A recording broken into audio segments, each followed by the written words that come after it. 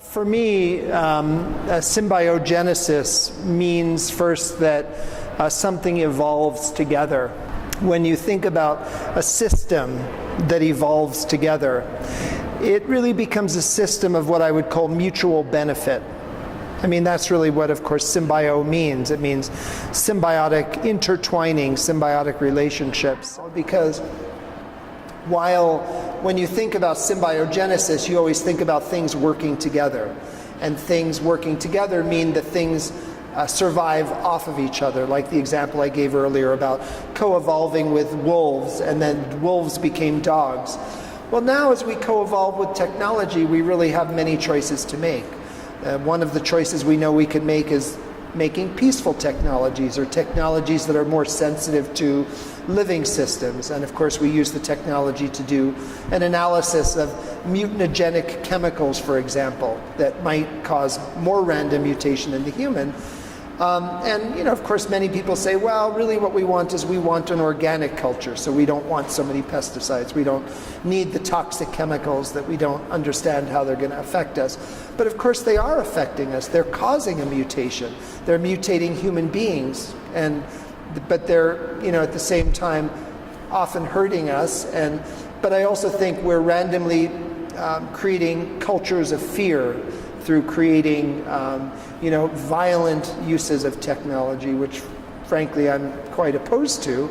And for me, that's not about a symbiotic relationship with technology. That's almost the antithesis of that. It's like a technology that frankly could kill us all. So I think we need to be a little bit careful of how we use technology. It's a very powerful thing, but I think we need to figure out a way to use it in ways which are much more sensitive to the other living things around us. To me, those are the models of how we'll survive as a species. Symbiogenesis has a lot to do with random mutation as well. So when we create one invention, a technological invention, we don't often think about the relationship of that invention to another thing, but of course machines now can in fact use techniques of random mutation to create new machines. There's a category of research called artificial life. There's a category basically of using A-life techniques to create what we call fitness functions, where you could ask the computer a question and you would say, well, I want to create a special radio transceiver in this particular environment. And then you let the computer sort of randomly mutate the possible solutions. And then what happens is the solutions randomly mutate, and each time the computer does an analysis and says, is that the right answer? And maybe it's not. Is that the right answer? Maybe it's not. But what happens is very rapidly the computer often finds the right answer. And in fact, using these techniques, the computer using A-life techniques has actually recreated some inventions that had already been patented. So in a way, we understand that random mutation that exists both for a DNA environment in creating an evolved species of human, or a supra-evolved species of many millions or trillions of humans using the internet as a means of communication, can also allow a machine, given the right environment, to randomly mutate and create something new.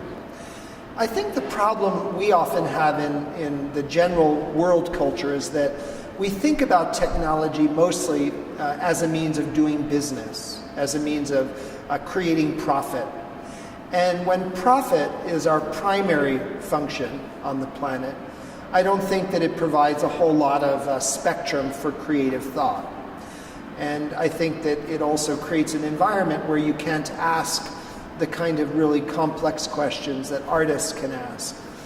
I think it's important that artists have access to technology, because not only will we ask questions which are unique to the use of technology, but we'll also get to create new forms of technology which I hope are perhaps more pro-social and more sensitive to the living things around us. And I think that now that communication is so fully dominated by electronic communications, and technology in particular, it's extraordinarily important, in my opinion, that artists are at the vanguard and at the edge of what those things can possibly mean, so that they can ask very complex questions and evolve the technologies free of any kinds of monetary constraints or business concerns or manufacturing needs, or, you know, it's good to make a work that's impractical.